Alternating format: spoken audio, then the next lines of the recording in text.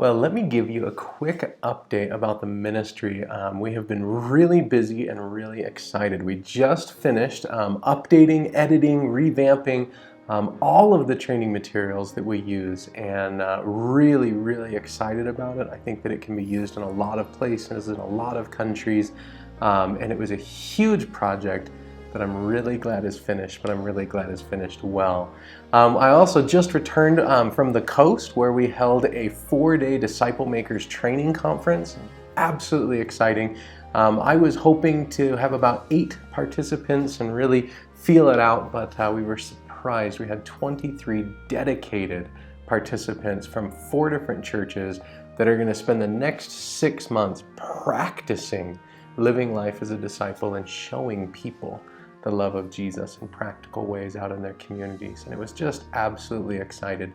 We've got a lot of things coming up. We'll have another update where we get to share more. But before we go, I want to share these 2 really exciting testimonies. So here they come.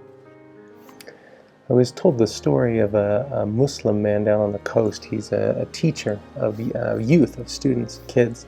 And his wife was invited to go to a home discipleship group.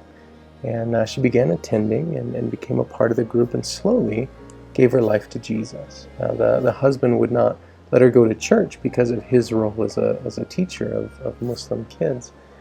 So she didn't. And over time, their child became sick.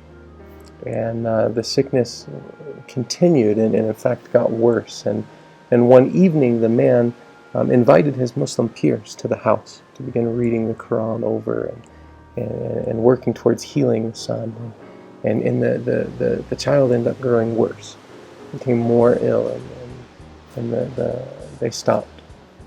And when it was just the man and the wife left in the home, the wife approached this teacher, and she said, "Look, you've invited people over and you've read the Quran and it didn't work. Would you permit me to pray over our child in the name of Jesus?" And the husband said, "Okay." And amazingly, the child was healed right after the prayer. And the husband continued to say that the wife was not allowed to go to church because he's still a teacher of the Muslim children. But the wife continues to be a part of this home discipleship group. In fact, this lady is now leading the intercessory prayer team for the entire church, even though she cannot attend services on a Sunday morning. So there is a man down on the coast who wanted to move up north on the coast to do ministry to a place that was not very safe, that's had a lot of violence and killings in the past few years. And he moved up there, and he didn't start a church, and he didn't build a church building. What he began doing was inviting his Muslim neighbors into his home.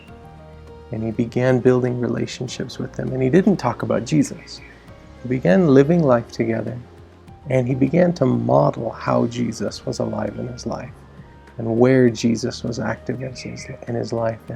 And slowly, people began to believe. And he continued to invite them in their homes. And what fascinates me is that the elders in this community, the Muslim elders, met to discuss this man. And they decided that he was welcome to stay because he wasn't asking anybody to leave their religion or to change. And he wasn't forcing people to do anything. He was welcoming people into his home. And the values that he was sharing, the love he was expressing, the elders chose to let him stay, even though Muslims who were coming into his home were slowly becoming Christians.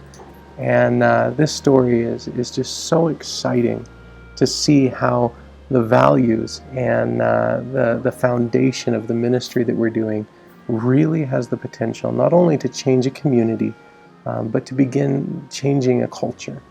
And I think it's an exciting way of looking at ministry.